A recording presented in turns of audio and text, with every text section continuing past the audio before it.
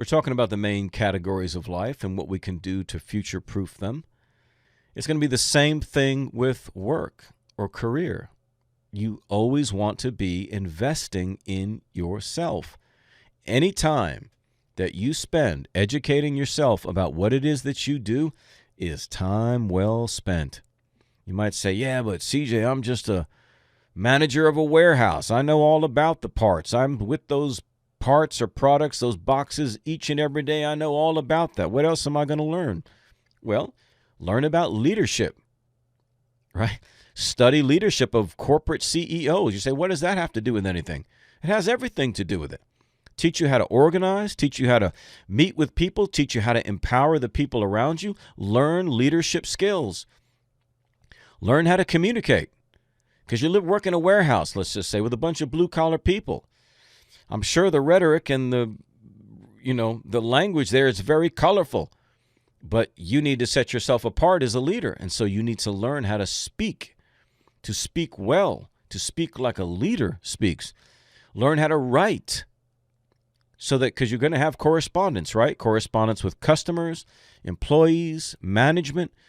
Learn to write well. Do things properly. I'm big about this when it comes to like text messaging or direct messaging or whatever. Even if it's somebody I know very well, I like to use their name. I like to use the proper punctuation. I don't want to use the shorthand all the time. Why? Why waste the time, CJ? Why be typing all of this and putting in the periods and the exclamation points and the commas in the right place and capitalization and all that? Because I want to be intentional about my life. I want to be intentional about excellence because I believe it's going to serve me.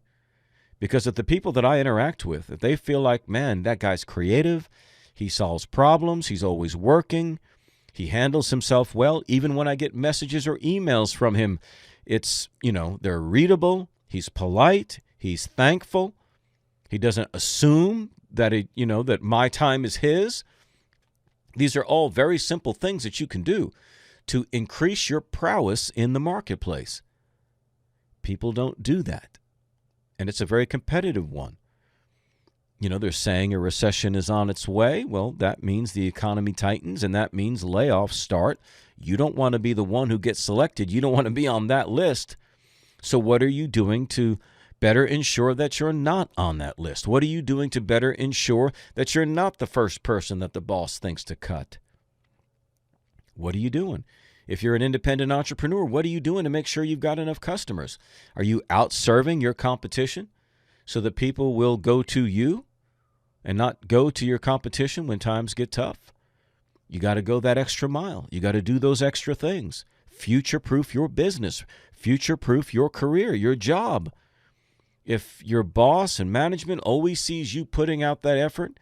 Now, I hear from a lot of people that, man, their boss and manager is a jerk and backbites them and whatever. You still do these things. You still do these things because you have no idea who is watching, and it better prepares you for the next opportunity. And you never know.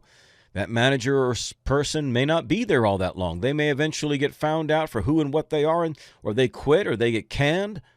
Well, you want to make sure you are always cognizant of the way you come across. You want to make sure that you're always cognizant of what you sound like.